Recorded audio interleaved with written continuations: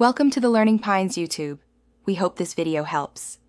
In this video, I will compare Porsche Cayenne 2025 vs Lamborghini Urus, which is better. Watch closely as I break down performance, luxury, and daily usability to help you choose confidently. I will highlight 0-60 mph times, interior quality, and running costs, then summarize which model suits drivers wanting sport focus, luxury comfort, or balanced practicality. Stick around for clear takeaways and buying tips.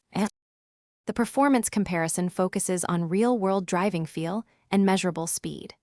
The Urus pushes harder off the line with track-oriented tuning, while the Cayenne blends everyday comfort with impressive mid-range punch. I'll cover 0-60 mph, braking, and cornering impressions so you know which SUV matches your driving style. Think about whether you want raw adrenaline or refined sports car manners when choosing between them. Quick recommendation and a short ad break. If you're packing snacks or meals for road trips, try these leak-proof containers that make meal prep easy and prevent messy spills in your trunk. They stack neatly, seal tight, and save time when you're on the go, which pairs nicely with weekend drives in either SUV.